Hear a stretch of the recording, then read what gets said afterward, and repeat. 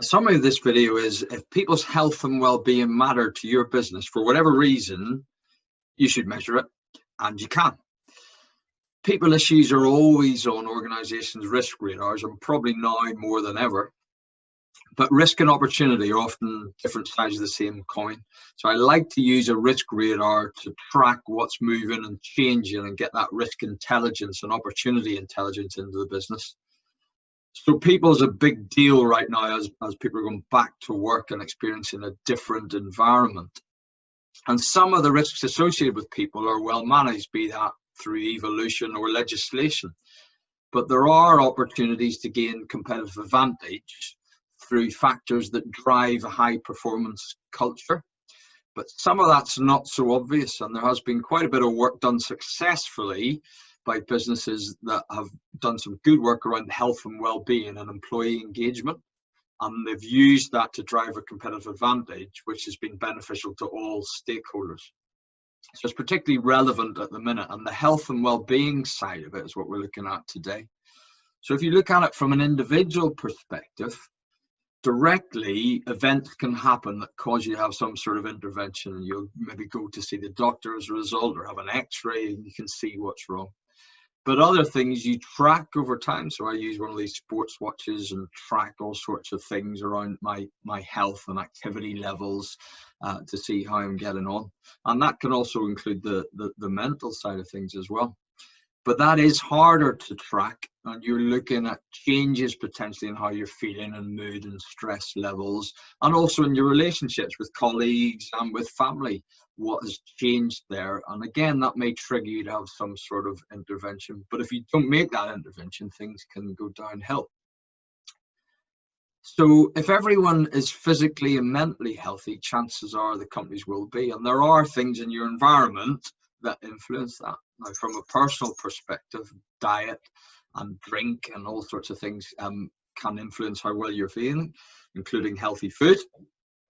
But the health and safety executive gives some good guidance on how to tackle work-related stress, which is a great place for anyone to start. Not just because it's a legal requirement, so if you don't have one, do get one, but it makes you readdress, well, how are we measuring and controlling this? And part of it should always be consultation with the people in your business. Do you pay particular attention to changes in people's physical and mental health, and consider how you can support them? And even people who've had issues, can you learn from their experience about what you could have done better, which would have enabled them to recover or perform better during that period of time?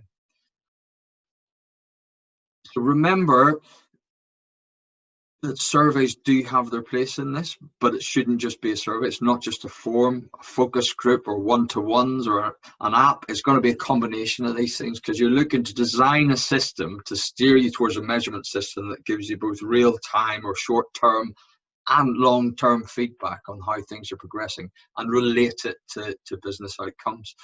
But you've got to protect people's confidence, confidentiality, and privacy, so that they will use these systems and be honest with them, and be able to aggregate the data to give you a company-wide view as any changes or initiatives you've made had a negative impact on people, or are they trends positive in the longer term.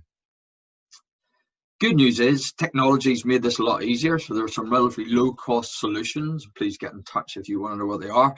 But they can enable you to measure these things, as well as giving some self-help routes to individuals, but also trigger points where, particularly on the mental health side of things, if people need professional support, and I don't profess to be able to offer that, but where people do, there are lots of charities, and even you can link in your own occupational health systems to these things, so that people can confidentially get some support for issues they're experiencing. And those company-wide measures then can be linked to the business outcomes through this technology piece. Once you know where you are, hopefully you're aspiring to improve things. And again, the key thing is to listen and get that feedback, get those communication channels in place, and then take those steps to improve through trials, through programs, and measure what impact that's happening. And the good news again is that for every pound invested, studies have shown that between £3 and £8 is the return from both productivity and reduced absenteeism, It's just a good news story all around.